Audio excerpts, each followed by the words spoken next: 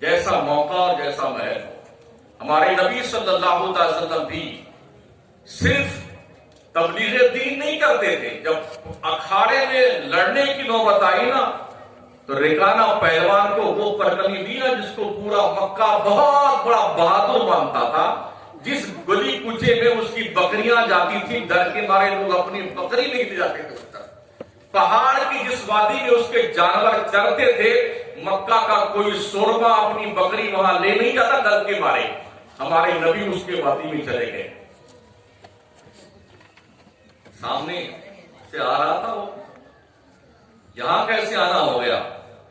میرے نبی نے کہا تم کون؟ کہا مجھے ریکانا کہتے ہیں, مکہ کا پہلوان جس کے مد مقابل کوئی نہیں. اچھا اچھا. اس نے کہا آپ کون ہیں؟ کہا میرا نام محمد. اچھا وہی محمد جس نے پورے مکہ میں انتشار پیدا رکھا ہے, وہی محمد جس نے باپ اور بیٹے کے درمیان انتشار پیدا کر دیا, بھائی بھائی میں لڑائی پیدا کر دی. اگر ہمارا تمہارا پرانا رشتہ خاندانی نہ ہوتا تو آج وہ سبق سکھاتا محمد کہ تم یاد رکھتے. کیا تم لڑو گے کشتی مجھ سے؟ تو ہمارے حضور نے یہ نہیں کہا کہ میں کبھی اکھاڑے میں نہیں گیا, میں نے کبھی ورزش نہیں کری, پریکٹس نہیں کری. آقا نے کہا ہاں بالکل. تو اس نے کہا اگر ہم کو تم نے پچھاڑ دیا تو ہم اپنی 30 بکریاں تمہیں انعام میں دیں گے. کہا چلو منظور ہے. ہاتھ ملایا, میرے مصطفیٰ نے دبا کر کے ایک جھٹکا مارا تو نیچے پڑا تھا, ایک جھٹکے میں نیچے. تو پہلی بار آدمی جلدی شکست نہیں مانتا, جلدی سے اٹھ کر کے ہاتھ پہنچنے لگا. پھر ایک مرتبہ نبی نے کہا آپ کیا دے گا؟ کہا 30 بکری اور دوں گا. پھر میرے مصطفیٰ نے یوں جھٹکا اور نیچے گرا. پھر جلدی سے اٹھا, کہا ایک مرتبہ اور. کہا آپ کیا دے گا؟ کہا 30 بکری اور دوں گا. نبی نے پھر اس کو پٹکا تیسری بار. اب وہ اٹھا نہیں. جانتے کیا کہا تھا اس نے؟ اے محمد یہ تم نے نہیں تمہارے رب نے شکست دی ہے. یہ ریکانا پہلوان. اور پھر اللہ رب العزت کا کرم یہ ہوا کہ بعد میں اسے اسلام کے دور میں اثر آئی. پٹکڑی دینے کے بعد تو کبھی کبھی ایسا ہوتا میدان جنگ میں پہلوانی کرنے سے بھی تبلیغ ہوتی ہے. ہم اپنے مولانا لوگوں سے کہا کرتے نا پہلوان بنو, پہلوان ورزش کرو, نیٹ پریکٹس کرو, دوڑ لگاؤ, ضرورت پڑ جائے نا تو پیٹھ دکھا کر نہیں, سینے پہ زخم کھانے کے بعد دین کا حق ادا کیا. ہم نے بھی پہلوانی سیکھی ہے, پہلوانی کرتے ہیں, کشتی لڑتے ہیں, لاٹھی سیکھے ہیں, لاٹھی چلاتے ہیں, اس لیے پٹکی پٹکا بھی کر دیتے ہیں. اس لیے ضرورت ہے ہر مولوی کو, ہر عالم دین کو, ہر حافظ قرآن کو پہلوان ہونا بھی ضروری ہے. ہمارے نبی نے ایسا کیا. ابو الاسود الجبئی ایک پہلوان اور تھا مکے کا, اتنا بہادر, کھال کے اوپر کھڑا ہو جاتا اور لوگ کھال کھینچتے, کھال پھٹ جاتی, اس کے پیر کو جنبش نہیں ہوتی تھی. میرے نبی نے اس کو بھی پٹکنی دی نا, ایسی پٹکنی دی, ایسی پٹکنی دی کہ اس کی نانی یاد آ گئی میرے. یہ میسج علماء کے لیے نہیں, ہم تو صرف اللہ رسول کی بات کرتے ہیں, ہم تو امام صاحب ہیں, ہم تو مولانا صاحب, ہم جھگڑے کی بات نہیں ہے. تبلیغ کے بہت سارے انداز ہیں. زبان سے بھی تبلیغ ہوتی ہے, پہلوانی سے بھی تبلیغ ہوتی ہے, خوبصورتی سے بھی تبلیغ ہوتی ہے. سمجھ رہے ہیں؟ تبلیغ کا بہت سارا آپشن ہے اور ان سارے آپشنز کو ہمیں اپنانے کی ضرورت ہے. اس لیے ذمہ داری کی بات یہ ہے کہ ہمارے نبی صلی اللہ علیہ وسلم جب بہت زیادہ زخموں سے چور ہوئے, بیوی غمگسار تھی, اس کا بھی انتقال ہوا, چچا بھی بہت محبت کرتا تھا, اس کا انتقال ہوا, تو اللہ نے دیکھا میرا محبوب بہت دل برداشتہ ہے, تو کہا جبریل جا اور میرے محبوب کو بلا کے لے کے آ جا تاکہ اس کی ڈھارس بتا دی جائے. یہ معراج کو میرے مصطفیٰ گئے نا, ڈھارس بندھانے کے لیے بلایا تھا اللہ نے. اور کتنا شاندار پروٹوکول تھا اللہ کا. جنت کو سجا دیا گیا, آسمانوں کو سجا دیا گیا, اور پھر جبریل کو 50,000 فرشتوں کی لشکر کو دے کر کے بھیجا, جاؤ اور میرے محبوب کو بلا کے لے کے آؤ۔ ادھر ہی سے تو آئے تھے نا، سدرا سے چلے تھے فرشتوں کی جماعت لے کر کے، ساتوں آسمانوں کو چیرتے ہوئے نیچے آئے تھے، مکے میں پہنچے۔ اور جب مکے میں پہنچے، اللہ نے اپنے محبوب کو حکم دیا تم جاؤ ام ہانی کے گھر پہ سو جاؤ۔ ادھر جا کے سو گئے۔ جبریل آئے، کیا کریں، لینے آئے ہیں تو اب یہ سوئے نہیں۔ نبی سوتا نہیں ہے، آنکھیں سوتی ہیں، دل جاگا کرتا ہے۔ عشق جبریل کا امتحان دیکھیے، نبی آنکھیں بند کیے دیکھوں کرتا کیا ہے یہ۔ اور جبریل پہنچے ہیں تو محو حیرت بنے کھڑے میں، کیا کروں، کیسے جگاؤں، آواز دوں، ہاتھ پیر ہلاؤں، نہ سوچا رب کی طرف متوجہ، مولا تیرا محبوب سو رہا ہے، کیسے جگاؤں۔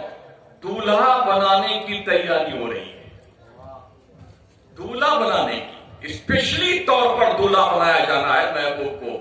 شب اسرا کے دولہا پہ دائم درود، نوشہد بزم جنت پہ لاکھوں سلام۔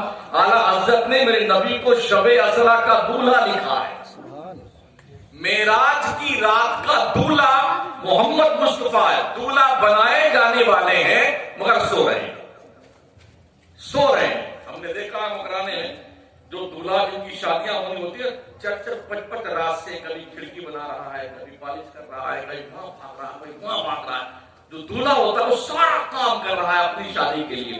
کیسا دولہا بننے والا ہے، ٹھاٹ پہ سو رہا ہے۔ جو باراتی ہے وہ اس تیاری میں ہے کہ کب یہ دولہا جاگے، اس کو لے کے چلے دولہا بنانے کے لیے۔ محبوب سویا ہوا۔ اللہ نے جبرائیل کو یہ سجایا، جبریل کیوں نہیں اپنی کافوری آنکھیں، پیشانی، اپنے ہونٹ میرے محبوب کے تلوے سے ٹچ کر دیتا ہے، کر کے دیکھ، کر کے دیکھ جبریل۔ تو جبریل نے فوراً اپنے نورانی ہونٹ، اپنی پیشانی نبی کے تلوے سے مسکینہ، ٹھنڈک پہنچی، نبی نے آنکھیں کھولی۔ جبریل مؤدب کھڑے ہوئے، ان اللہ اشتاق الی لقائک یا رسول اللہ، اے محبوب اٹھیے نا، آپ کا اللہ آپ سے ملنے کا بڑا مشتاق ہے، چلیے نا۔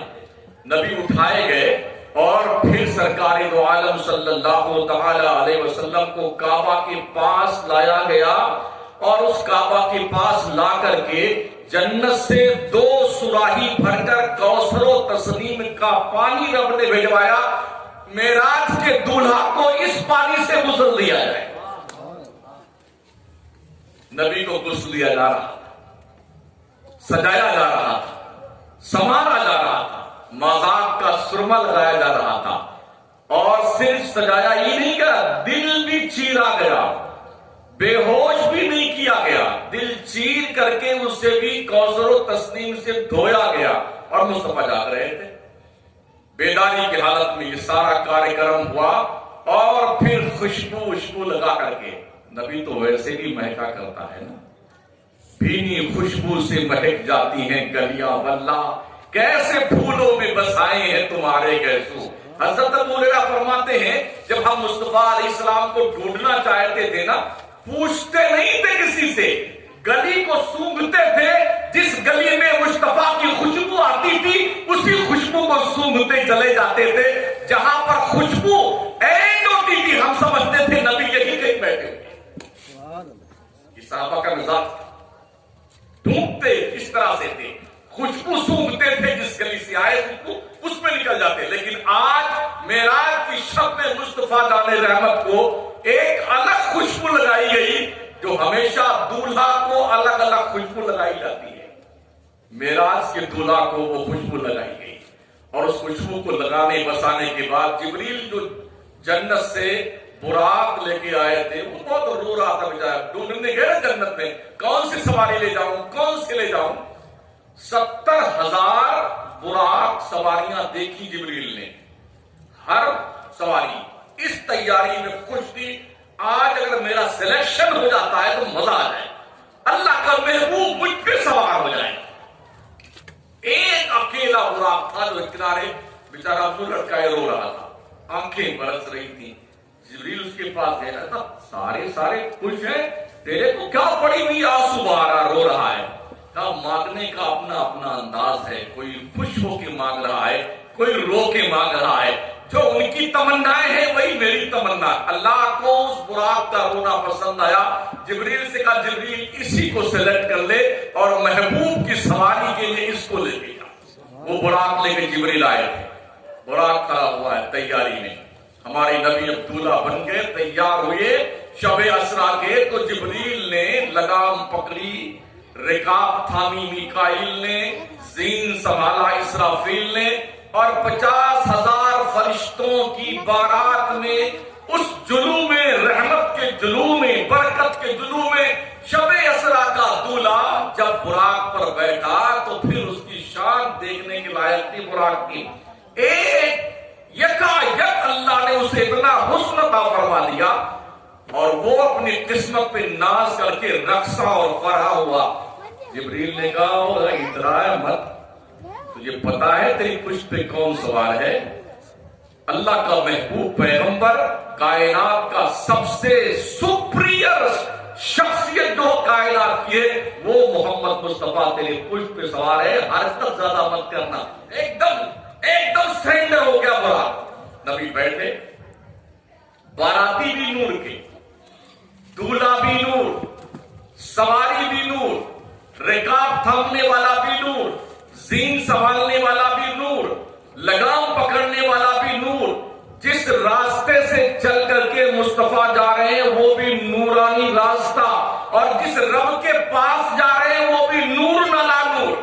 चलेंगे इस चांद से अला हज़रत जो हम भी वाह होते खाके गुलशन, लिपट के कदमों से लेते उतरम, मगर करे क्या नसीब में तो ये नामुरादी के दिन लगे थे। या रसूलल्लाह अगर हम भी वहां होते ना जहां पर आपको मेराज का दूल्हा बनाया जा रहा था तो हम आपके कदमों से लिपट करके उतरन लेते। जो पानी आपको नहलाने के लिए इस्तेमाल किया जा रहा था ना, हम उसे अपने हाथों में उठा करके अपने चेहरों में बन लेते।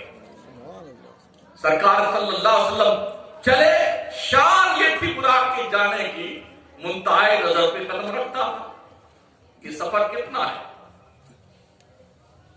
मक्का से लेके बैतुल मक़दिस, बैतुल मक़दिस से लेकर के सातों आसमान, उसके ऊपर से जरा फिर 70,000 हिजाबाते अजमत, फिर उसके बाद लामकाम। ये पूरा सफर कितने देर में तय किया? लैलन, रात के थोड़े से हिस्से। हम मकराना से चले तकरीबन 6:30 बजे और नागौर शरीफ पहुंचे 9:30 बजे। कितना हुआ? 3 घंटा हुआ, 3 घंटे में। और इस जमीन से पहले आसमान का रास्ता 500 साल, पहला आसमान 500 साल की मोटाई का, पहले आसमान से दूसरे आसमान का फासला 500 साल का, फिर दूसरे आसमान की मोटाई 500 साल की। ऐसी सातों आसमानों को आप देख लें। उसके बाद हर हिजाबे अजमत भी इतना ही फासला उसका, और एक एक पर्दे की मोटाई 500 साल के बराबर। और फिर लामकाम, इसका इल्म अल्लाह को है, उसके रसूल को है, जो वहां तक गया और किसी को नहीं। परवरदिगार आलम जल्ला वजहुल करीम ने अपने महबूब को इस शान से बुलाया है। तो पहले तो मेरे आका तशरीफ ले गए बैतुल मक़दिस। शान इतनी बुलंदो बाला मुस्तफा की, बड़ी शान से बारात जा रही, बड़ी शान से। नबी फरमाते मरर तो अला कब्र मूसा, मैं जब मूसा पैगंबर की कब्र के पास से गुजरा तो मैंने देखा वो अपनी कब्र में नमाज पढ़ रहे थे। नमाजों की आदत डाल के रखो। अगर दुनिया में नमाज की आदत पड़ी रहेगी ना तो कब्र में जाओगे तो वहां भी नमाज पढ़ने की आदत तुम्हारे काम आएगी। मूसा पैगंबर जमीन पे भी नमाज पढ़ते थे, कब्र में गए वहां भी नमाज पढ़ रहे थे। मेरे नबी फरमाते मैंने देखा कि मूसा पैगंबर जो है नमाज पढ़ रहे अपनी कब्र में। मदीने शरीफ में जिब्रील ने सरकार को उतरा, कहा यहाँ 2 रकात नमाज पढ़िए। हुजूर ने 2 रकात नमाज पढ़ी। कहा या रसूलल्लाह जानते ही कौन सी जमीन है? कहा बताओ जिब्रील कौन सी जमीन? कहा हुजूर ये जमीन है, कहा हिजरत करके आप तशरीफ लाएंगे, ये वो मदीना शरीफ है जहां पर आपकी कब्र बनाई जाए। फिर ले गए سرکار صلی اللہ علیہ وسلم کو کوہ طور کے پاس، تو وہاں بھی 2 رکعت نماز حضور کو پڑھنے کے لیے جبریل نے کہا، حضور اترے 2 رکعت نماز پڑھی.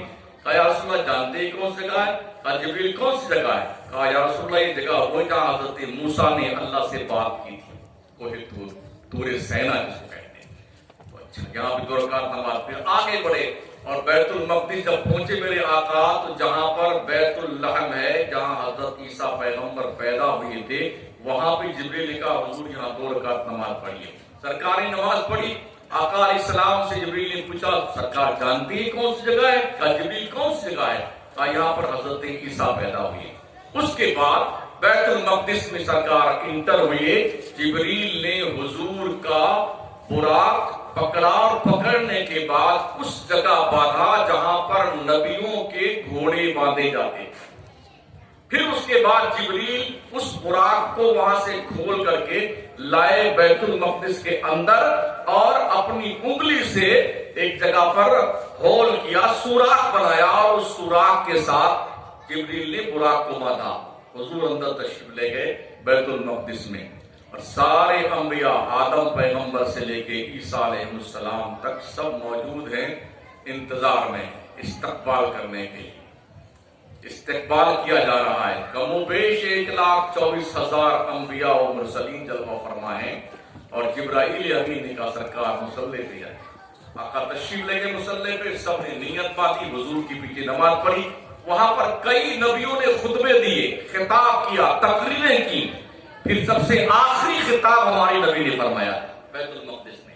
اور خطاب فرمانے کے بعد جب مکمل ہوا خطاب، تو حضرت ابراہیم نے کہا یہ خصوصیت محمد مصطفیٰ کی ہے، اسی بنیاد پر اللہ نے انہیں ساری کائنات میں اور سارے نبیوں اور رسولوں سے افضل والا بنایا ہے. پھر میرے آقا صلی اللہ تعالی علیہ وسلم آسمانوں کی طرف چلے. پہلے آسمان پہ دروازہ بند ہے، جبریل کو بھی آئے ہی تھے نا، تو بند کرنے کی ضرورت. یہ پورا کا پورا حساب کتاب بتایا گیا ہے، کیسے جانا ہے، کیسے آنا ہے، فرشتے کس طرح چل کے آئیں گے، جبریل کیا کر رہے ہوں گے، کیسی خدمت گزاری کر رہے ہوں گے. آئے تھے اسی راستے سے.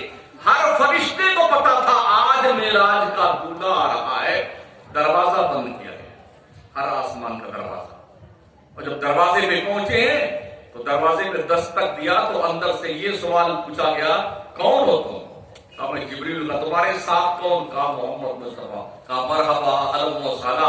آج تو آسمان کا دروازہ محمد ہی کے لیے کھولا جائے گا. اس طرح سے 7 دروازوں کو عبور کرتے ہوئے 7 آسمانوں کو آقا گئے، اور ہر آسمان پر کئی نبیوں سے ملاقاتیں ہوئی، شرف لقاء حاصل رہا، کیفیتیں ہوئی، سب نے استقبال کیا.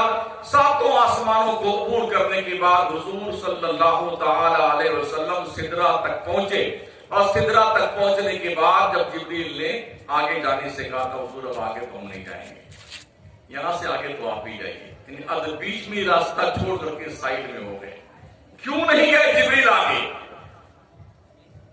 جب تک بشریت کا لباس تھا میرے نبی پر تب تک جبریل ساتھ تھے. جب تک ملکوتیت کا لباس تھا میرے نبی پر جبریل ساتھ تھے.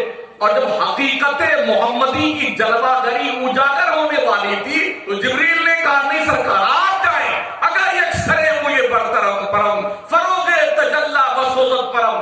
اس کو اعلیٰ حضرت سرکار نے حقیقت محمدی کا اظہار ہونے والا تھا، نبی کی حقیقت باشگاف ہونے والی تھی. تو تجلی ربانی تو الگ رہی، تجلی ذات مصطفیٰ کی بنیاد پر جبریل کے پر جل کے ساتھ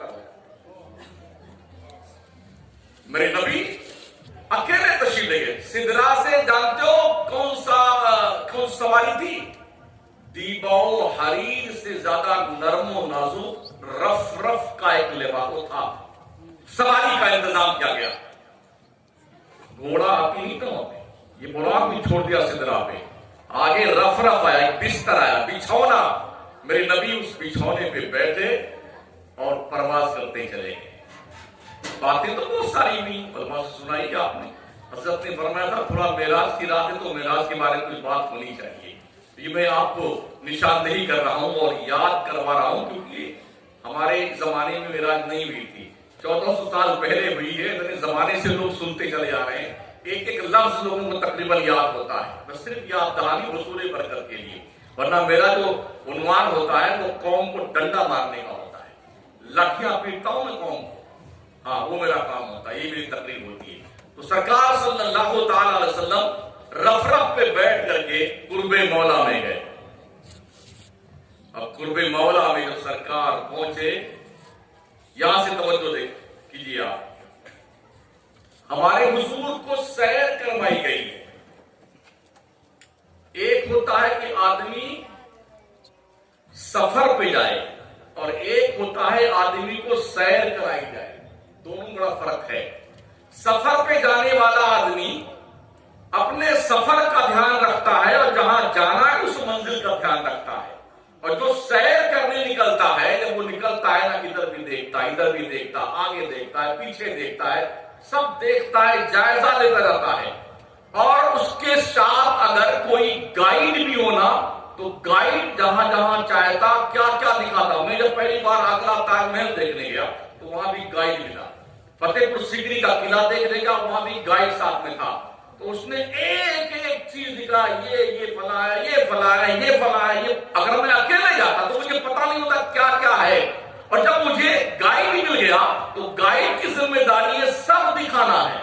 تو نبی سیر کرنے گئے ہیں، سیر رب نے کرائی ہے، اللہ نے پروٹوکول رکھا ہے، ساتھ میں گائیڈ بھی جبریل باضابطہ طور پر ایک ایک سیر کروانا، کس لیے؟ لِنُرِيَهُ مِنْ آیاتنا، ہم نے سیر مصطفیٰ کو اس لیے کروائی ہے تاکہ اپنی نشانیوں کی زیارت نبی کو کروا دیں۔ جبریل نے ایک ایک چیز حضور کو دکھائی، یہ دیکھیے، یہ دیکھیے، یہ جنت، یہ دوزخ، یہ حور، یہ غلما، یہ قصور، یہ جنت کے در و دیوار، یہ کھمبے، یہ پیڑ اور یہ پیڑوں کے پتیاں، یہ محراب، یہ منبر، سب جبریل بتاتے رہے، دکھاتے رہے۔ کیوں دکھاتے رہے؟ حضور اسی جنت کا تو وعدہ کرتے رہے تھے امت سے، اگر تم اللہ کی بات مانو گے، میرا حق پہچانو گے، کلمہ پڑھو گے، اچھے کام کرو گے، جنت میں جاؤ گے، تو مصطفیٰ اور جنت دیکھ کے جا، جہنم بھی دیکھ کے جا، تاکہ امت کو بتانے کے لیے یہ بھی ضروری ہے مصطفیٰ تم نے جنت دیکھ لی، اب یقین کے ساتھ، عین الیقین، حق الیقین کے ساتھ میرے بندوں کو بتانا کہ جنت ایسی ہے اور جہنم ایسی۔ پیغمبر نے وہ ساری چیزیں دیکھی، اس پروٹوکول کے ساتھ جبریل نے ساری کی ساری چیزوں کی زیارت کروائی، تعارف کروایا، نبیوں سے انٹروڈکشن کروایا، یہ موسیٰ پیغمبر، یہ عیسیٰ پیغمبر، یہ یحییٰ پیغمبر، یہ ابراہیم پیغمبر، یہ آدم پیغمبر، یہ فلاں